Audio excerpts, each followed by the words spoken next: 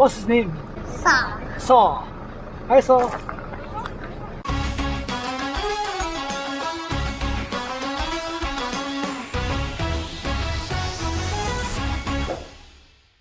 Good morning. Today we're in Battambang and it's day 5 of the trip. We're gonna go out for a tour in the village and in the bat caves. Alright, let's go. So a few hundred meters away from the hostel, I saw this Chinese kopitiam and I was like, alright, should be good food. So I ordered pork noodles and it was pretty good. Right, Joel? On the way back, I walked past the wet market and saw some dead friends. Anyways, when I got to the hostel, we got into our tuk-tuks and we started our journey. There were like 8 of us in one tuk-tuk, so it was pretty cramped, but I mean it's cheap, so we go! And we got to the first place. It's called the Genocide Preservation Community.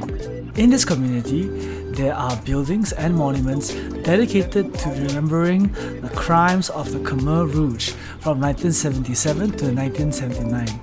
What's interesting is that there are actually schools here that are in the same compound as these preservation communities.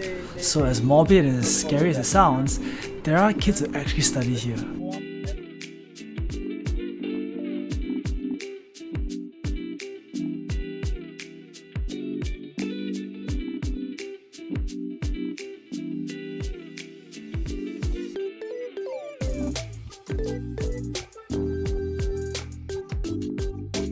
After walking around the entire compound and seeing certain buildings, we made our way to our second stop, which was bamboo sticky rice. Not gonna lie, it's actually pretty good. After that, we made our way to the fish market, where the local fishermen would catch the fish and the markets would preserve the fish. Now I know you're all thinking, this looks disgusting, and you're right, it smells terrible, but it's actually how the Cambodian people preserve the fish by covering it in salt. And what's impressive is that this salt-covered fish can last for up to months, and they don't need a fridge. After the market, we went to a rice sheet making factory where these ladies would hand make rice sheets one by one every single day. After the rice sheets, we went to this rice wine making house where they make rice wine using old rice from the harvest. And they have this like fungus balls which will help to cultivate the rice wine. And we got to try some of the wines. There were a few types: Cobra, jackfruit, normal rice wine, and one more type but I forgot what it's called. After tasting the wine, we had a quick lunch and then we headed towards the bamboo train. Now what's interesting about the bamboo train is that it operates on a single trail track where diesel-powered bamboo structures will bring people up and down along these lines. Don't let the bamboo name fool you. It was going pretty fast, like around 30-40 kilometers an hour.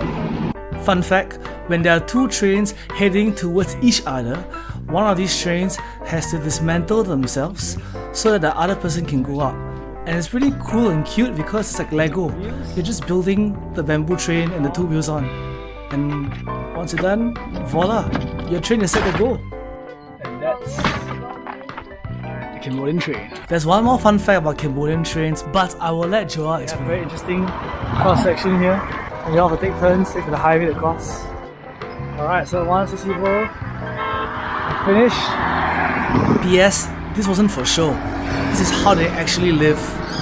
We can finally cross. Damien, the part-time train conductor. Alright, let's get back on. Then we were on our way towards the rice paddy fields, where, you guessed it, drone time!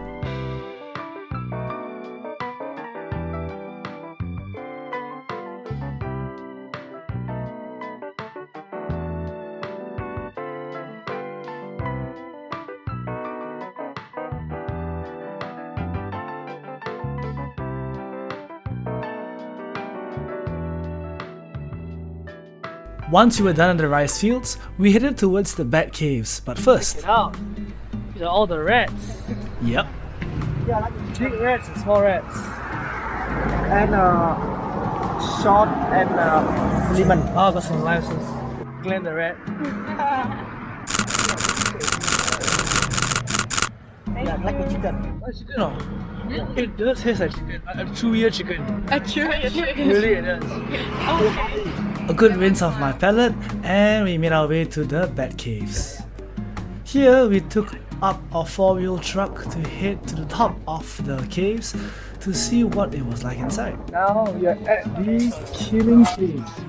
So in these caves, there are basically a lot of monuments, a lot of statues, a lot of figures dedicated towards remembering the atrocities of the deaths in these caves. If you're wondering, basically people were killed here by either being thrown down all the way into the bottom of this cave or just being stabbed. They really take a lot of effort to really remember the people who died here. Now when you think you've explored all the caves, no, it just gets deeper. We go deeper and lower and we see more buildings like this. Reclining Buddha Part 2. L for D2 stuff, man. And then we continue to explore even deeper into the caves, where you go up and you see these old monuments, and we went down to even darker and narrower parts of the cave. Before I forget, drone compilation time!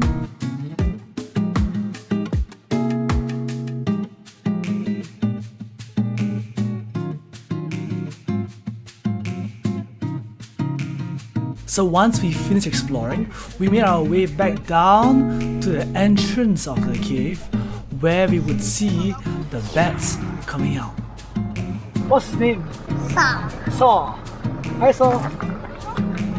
Now what's cool is that 6 million bats come out every day, and you can see for yourself.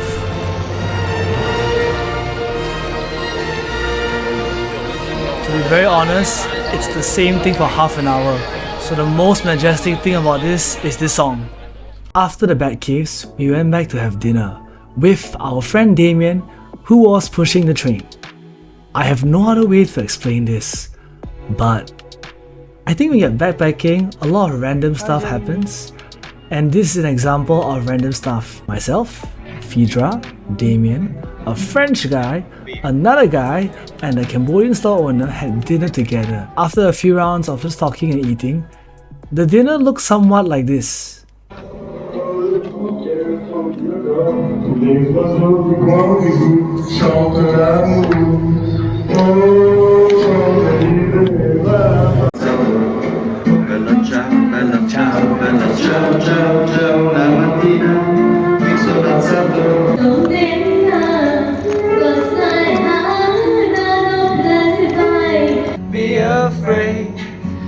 And we basically just karaokeed to different songs the entire night.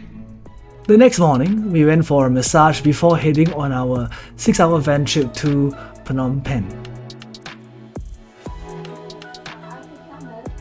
Now, I think Cambodian massages are pretty soft because they're very gentle.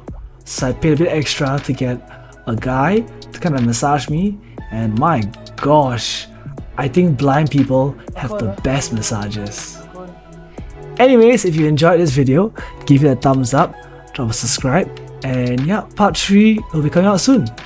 Alright, bye!